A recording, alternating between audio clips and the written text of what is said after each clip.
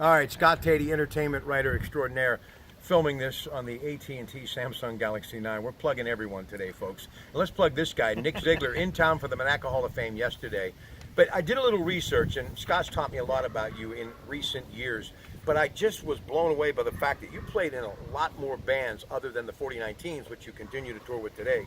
Mary Danish, the Leonards, and you've been everywhere. Steamboat in Austin, former the Electric Banana, which was world famous in these parts from Pittsburgh, Howlin' Wolves in New Orleans, the Palomino in Los Angeles, Red Hot Chili Peppers, the Goo Goo Dolls, Weezer, Dream Syndicate, the Gun Club, the Rave Ups, and now you're in the film industry and you've done some work in television. We'll talk about that in a moment. But let's go back to the basement.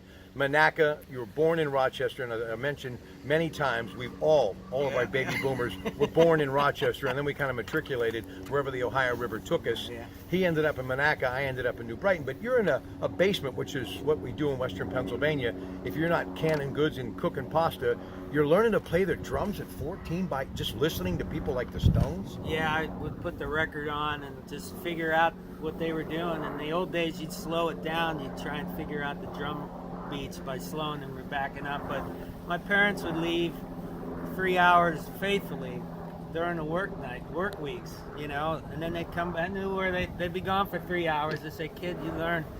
You're enjoying yourself." So anyway, then they'd come back, and then I got pretty good at it for a while. But I always loved the fact that they let me pursue that. But you're listening to Skynyrd and Hendrix, and Yeah. that's basically how you learned. And then, of course, the Pittsburgh music scene, you fell in love with Donnie Iris, B.E. Taylor, the Granati Brothers, all those people. Yeah. But 1980, your sister's at the Art Institute Yes. in Pittsburgh, so Yeah. you start going up to visit her, Yeah. and then you are going around to all these clubs. The punk scene is evolving, and man, just an incredible youth. Yeah, there was a lot of great talent, and the fact that the Pittsburgh music history website is discussing all that now, getting it all down, and younger generation learning about that. But it was incredible. The musicians were all.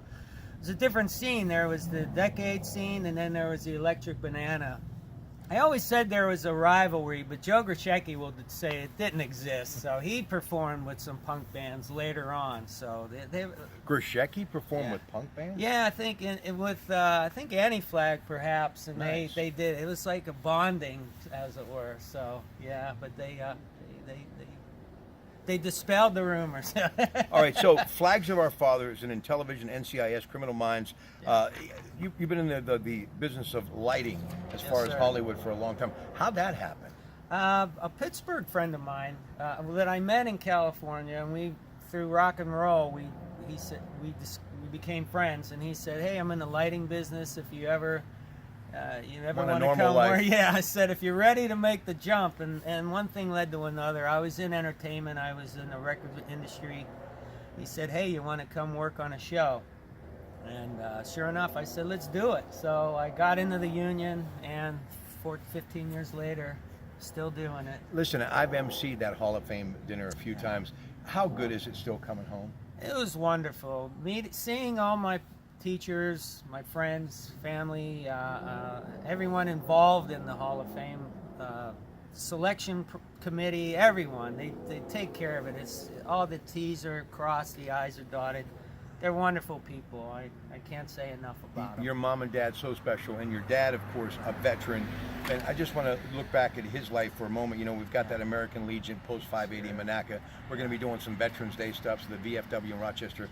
How significant does that story mean to you after all these years? Yeah, it still resonates. I would listen to him talk with his friends. They both joined the Marine Corps together in '43 in Aliquippa. And so they would meet for coffee, and I was always a kid that tagged along. I liked hearing them talk. Yeah.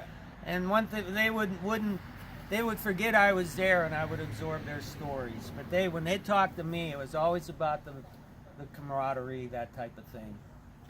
And of course, the war stuff, they kept that to themselves. So, Mom, Hollywood swinging now? Yeah, out in she's LA? out in L.A. Yeah. She was a nurse in Rochester. Yeah, she came to California. She's Hollywood swing. Listen, we love you, man. Thank you. Thank you so Thank you, much. Rob. You're the best. Appreciate This it. guy has supported me so much, I can't even begin to tell you. I'm up before the crack of dawn. He's social media back and forth from California. Absolutely love and respect this guy. Speaking of that, Scott Tatey is next. Music Smiles in today's Beaver County Times is going to tell you about it in a moment. Stay with us.